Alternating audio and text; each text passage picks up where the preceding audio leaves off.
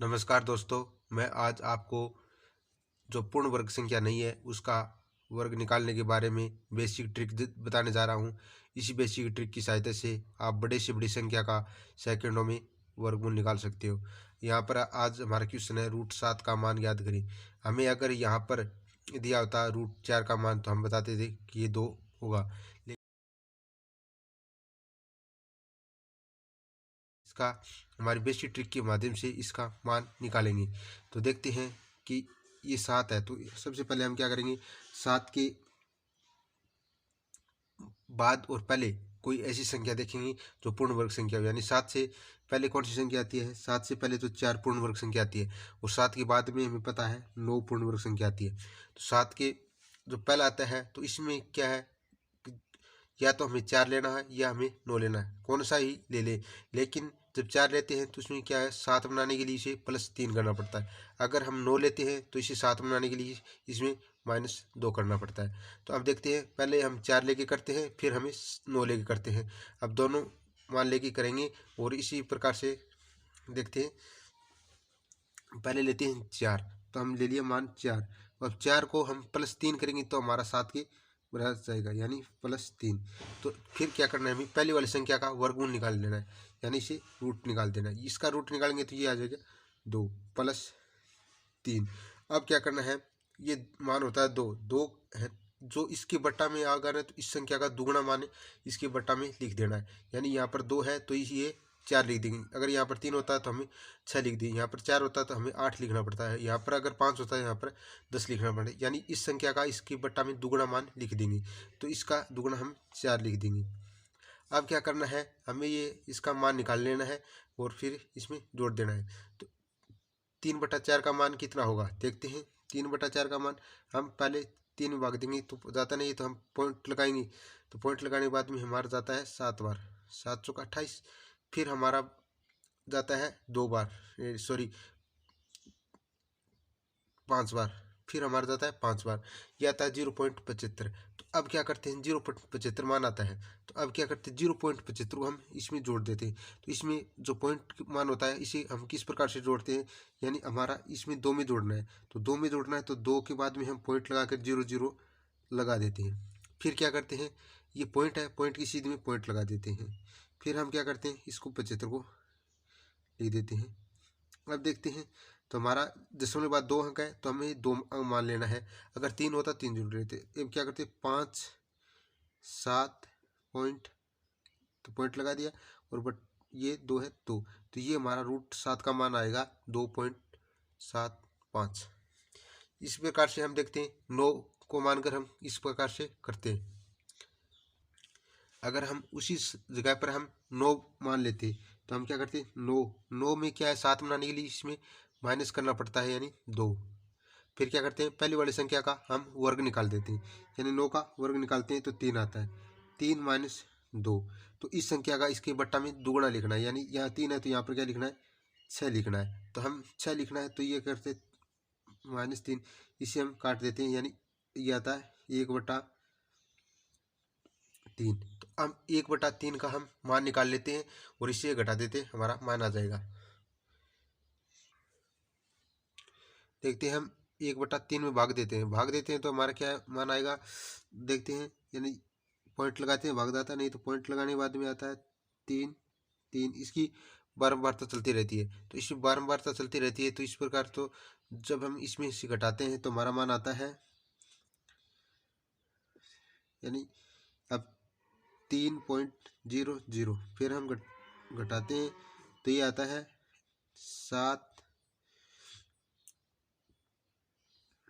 6.3, यानी यहाँ पर आया है, सॉरी 2.67। क्योंकि इसमें मान कम आया, क्यों, यहाँ पर ये संख्या है जो मान है, ये इसकी बारंबारता चलती रहती है, जो बारंबारता चलती रहती है जिसी कारण ये 6.7 आया। हमारे पिछली तरीके से किया तो यहाँ पर 2.75 आया था, लेकिन हमारे जब परीक्षा में ऑप्शन आएगा या तो 2.67 आएगा या 2.5 या 7, इसमें एक ऑप्शन आएगा। अब उसी के आधार पर करना है। इसी प्रकार से हम अगला क्वेश्चन देखते हैं कि यानी √13 का मान किस प्रकार से निकालेंगे। √13 का मान निकालेंगे तो हम देखते हैं √13 के आसपास पहले कौन सी संख्या है, यानी या तो 9 होगा या 16 होगा। तो 9 लेंगे तो इसमें 4 जोड़ना पड़ेगा, और जब 16 लेंगे तो इसमें से -3 करना पड़ेगा। तो हम सबसे पहले क्या करते हैं, 9 लेते हैं। तो 9 लेते हैं तो इसमें क्या करते हैं, प्लस 4 जोड़ना पड़ेगा। जब हमारा मान 13 हुआ तो इस पहली वाली संख्या का हम क्या करते हैं, रूट निकाल देते हैं 3 प्लस 4। इस संख्या का दुगुना इसके बट्टा में लिख देते हैं। अब देखते हैं इसे काटते हैं तो हमारा मान 3 + 2/3 आएगा। तो अब क्या करते हैं, इसका मान सोल्व करके इसमें जोड़ देते हैं। तो देखते हैं 2 में अगर 3 का भाग देते हैं तो कितना आता है हमारा, पॉइंट लगाते हैं। फिर हम 20 आता है, 20 में हम 6 का भाग देते हैं, 6 6 इसकी 6 6 की बारंबारता चलती रहती है। तो ये हमारा मान होगा, जब इसमें जोड़ना है तो 3.66 ये हमारा मान होगा। इसी तरीके से हम अगर यहाँ पर अगर मान 16 लेते तो ये क्या करता है, इसमें -3 यहाँ पर माइनस का चिन्ह आता है क्योंकि हमें 13 बनाना है। तो इसमें -3 करते तो 13 आ जाता है। तो ये क्या है, 16 का हम वर्ग निकाल लेते और इसमें -3 करके इसका मान जोड़ देते। अब हम मान 16 को लेकर आगे करके देखते हैं। अगर हम यहाँ पर 16 ले लेते तो ये क्या करते, इसमें 13 बनाने के लिए इसमें 3 करना पड़ता। तो अब इसका संख्या का यानी 4 होगा और ये -3। तो इस संख्या का दुगुना इसके बट्टा में लिखते हैं। तो इस संख्या का दुगुना क्या होगा, यानी 8 होगा। तो अब हम 3 में 8 का भाग देते हैं तो ये आएगा 0.3, फिर बचता है 6 यानी 7, क्या आएगा 0.37। अब देखते हैं 4 में से घटाते हैं तो हम इस प्रकार से लिखते हैं, लिखने के बाद में इसे घटाते हैं तो ये क्या आता है, यानी 3 6 3। तो ये आएगा हमारा 3.63। और पहले वाला मान है तो हमारा आया मान 3.66। इस प्रकार से ये मान आएगा, यानी पॉइंट के बाद में 1-2 अंक का फर्क पड़ेगा, लेकिन हमारी दोनों प्रकार से मान सही होगा। यानी ये ऑप्शन एक ही प्रकार का मिलेगा, या तो 3.63 मिलेगा या 3.66 मिलेगा। तो इसी प्रकार से हम किसी भी संख्या का जो पूर्ण वर्ग संख्या नहीं है उसका वर्ग निकाल सकते हैं। इसी के आधार पर हम बड़े से बड़े सवाल को किस प्रकार से हल करेंगे, आगे हमारा सवाल है। अब हमारा क्वेश्चन आ गया कि 0.6 का मान ज्ञात करें। तो इस प्रकार का जब क्वेश्चन आता है तो सबसे पहले हम क्या करते हैं, इसका पॉइंट हटाते हैं। तो अब पॉइंट हटाएंगे तो अब देखते हैं हमको किस प्रकार सोल्व करते हैं। अब सबसे पहले हम इसका पॉइंट हटाएंगे। तो पॉइंट हटाएंगे तो जब 6 इसका पॉइंट हटाएंगे तो बटा में इसका 10 आ जाएगा। तो 10 आ गए तो अब हमें क्या करना है, जो हर में जो संख्या होती है उसको वर्ग बनाना आता है। ये देखते हैं कि इसमें अगर 10 से गुणा कर दें तो ऊपर भी 10 से गुणा कर देंगे तो मान में कोई परिवर्तन नहीं होगा। यानी अब हम 10 से गुणा करते हैं, ये तो 60 आएगा, ये आएगा 100। तो 100 हमें पता है किसका वर्गमूल होता है, यानी 10 का वर्गमूल होता है। तो ये तो आ जाएगा बटा में 10। और हम क्या करते हैं, 60 ऊपर आ गए तो हमें पता है कि 60 का वर्गमूल हमारी बेसिक ट्रिक की मदद से किस प्रकार से निकालते हैं। अब देखते हैं 60 के आसपास कौन सी संख्या है जो पूर्ण वर्ग संख्या है। तो देखते हैं, यानी या तो 49 होगी या 64, इसके बीच में ये या 64 होगी। तो अब देखते हैं इसके बीच में ये मान आता है। तो अब क्या करते हैं हम, सबसे बेस्ट ट्रिक होगी कि इसके पास वाला मान ही लेने पर अच्छा रहेगा, यानी हमारी जल्दी आंसर आएगा। तो देखते हैं हम 64 लेते हैं। तो 64 लेते हैं तो अब क्या करते हैं, 64 लेते हैं तो 64 हमें इसे क्या है 60 बनाना होता है। तो इसमें क्या है -4 करते हैं तो ये 60 होगा। तो ये होगा 8 - 4। अब क्या करते हैं, इसकी दूनी इसके बट्टा में लिखते हैं, यानी 8 है तो इसका दूना इसके बट्टा में लिखते हैं। तो इसका बट्टा में यानी 16 आएगा, इसे काट देते हैं, यानी 1/4। अब हम क्या करते हैं, 8 में से 1/4 यानी 1/4 यानी 0.25। अब माइनस में करते हैं तो देखते हैं हमारा आंसर कितना आता है। तो अब 8.00 से माइनस करते हैं 25, 5, 7.7। अब ये मान आ गया, तो अब 7.75 मान आया। तो अब देखते हैं इसके बटा में 10 था, तो अब देखते हैं ये मान आया 7.75। अब इसके बटा में एक 10 है, तो अब ये 10 है, तो इसके कारण ये पॉइंट एक आगे और सरक जाएगा। तो ये हमारा आंसर आ जाएगा 0.775।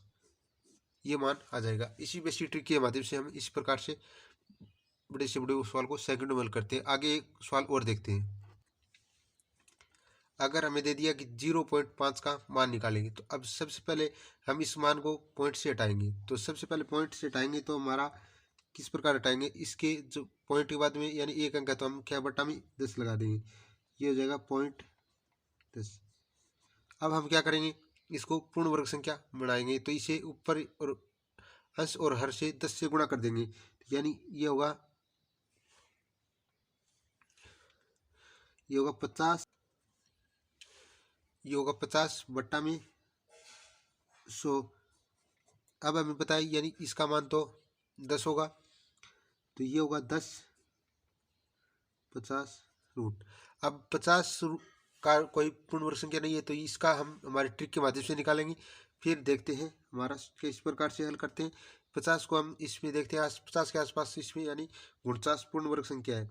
तो 49 पूर्ण वर्ग संख्या है, तो इसमें हम क्या 50 बनाने के लिए एक जोड़ते हैं, तो +1 कर देते हैं। इसका वर्ग निकाल देते हैं, पहले वाली संख्या का वर्ग निकालते हैं, तो इसका आता है 7 + 1। तो इसके बट्टा में इसकी ये संख्या होता है, इसका दोना लिखते हैं यानी 14 लिखते हैं। तो अब देखते हैं, एक में 14 का भाग देते हैं, फिर इसमें जोड़ देते हैं। अब एक में हम 14 का भाग देते हैं, तो एक में हम 14 भाग देते हैं तो 0.0 तो आता है, तो ये आता है हो जाता है 100 में हम 14 भाग देते हैं, 14 7 98 यानी 7 बार जाता है, बचता 2। तो फिर पॉइंट लगाया हुआ है, तो ये मान 20 में हम 14 भाग देते हैं यानी एक बार जाता है, बचता 6। तो 6 यानी 60 में हम 14 भाग देते हैं, 14 चौको 56, तो ये आता है 714, ये मान आता है। तो अब इसमें क्या है, इस 7 में जोड़ देते हैं। तो अब देखते हैं 7 में जोड़ने के लिए हम क्या करते हैं, इसमें पॉइंट के बाद में 4 अंक है, तो ये करते हैं 0 0 0 4 अंक लगा लिया। अब क्या करते हैं, इसके पॉइंट की सीध में पॉइंट लगा देते हैं, फिर क्या करते हैं 0 7 1 4 को हम जोड़ देते हैं, तो ये आता है 4170.7। अब यह मान आता है इस पर इस। अब ये 50 का मान आ गया, ये √50 का मान, तो इसमें बट्टा में 10 है, तो हम क्या करते हैं √50 का मान आने के बाद में हमारा √50 का मान आ गया, ये √50 का मान हो गया। तो अब क्या करते हैं, √50 का मान आ गया, तो हमें 0714, तो इसमें 10 का भाग देते हैं, तो 10 का भाग देते ये आगे एक पॉइंट और आगे रहते, ये आ जाएगा 70714 हमारा मान आ जाएगा।